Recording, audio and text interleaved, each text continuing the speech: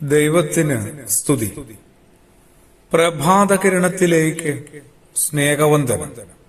ഭാഗം 1573. ഇന്ന് ഏപ്രിൽ മാസം 21-ാം തീയതി 112-ാമത്തെ ദിവസത്തിലെത്തി. വീണ്ടും ഒരു ഞായർ ദിനമാണ്. ഇടമില്ല, ഇവിടെ നിനക്ക് ഇടമില്ല, ഇവിടെ നിന്ന് നീ ഇറങ്ങിപ്പോകണം. അങ്ങനെ ഒരു തവണയെങ്കിലും കേൾക്കാത്ത മനുഷ്യർ ഭൂമിയിലുണ്ടോ? അത് ഓരോ മനുഷ്യനിലും ഏൽപ്പിക്കുന്ന ആഘാതം എത്ര വലുതാണെന്ന് അങ്ങനെ അവരോട് പറയുന്ന മനുഷ്യർ ഓർക്കാറുണ്ടോ? മനുഷ്യർ തന്നെയാണല്ലോ മനുഷ്യരോട് ഇത് പറയുന്നത്. ഇവിടെ വിട്ടു നീ പോകണം, ഇടമില്ല ഇവിടെ.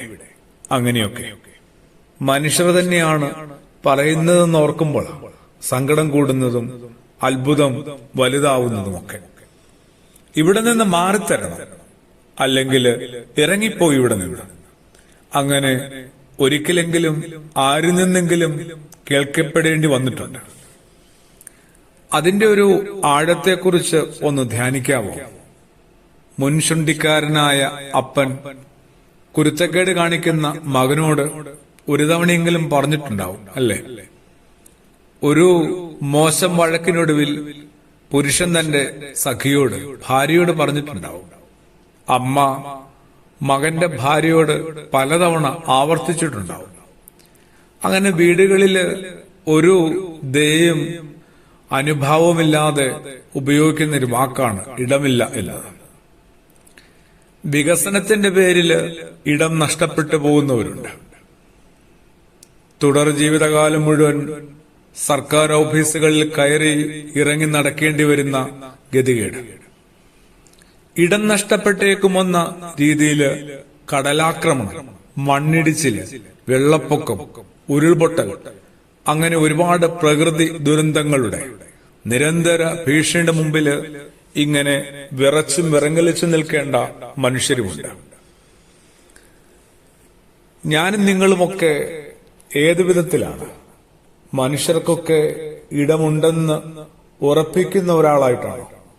അതോ ഇടമില്ല, ഇറങ്ങിപ്പോകണമെന്ന് ആക്രോശിക്കുന്ന ധാർഷ്ട്യത്തിന്റെ, അധികാരത്തിന്റെ ഭ്രാന്തിലാണ്? സകലർക്കും തന്റെ ഹൃദയത്തിൽ ഇടമുണ്ടെന്ന് പറഞ്ഞ ആളാണ് ക്രിസ്തുയേശു. എന്നിട്ട് യേശുവിന് പിറക്കാനായിട്ട് ഇടം കിട്ടിയില്ല.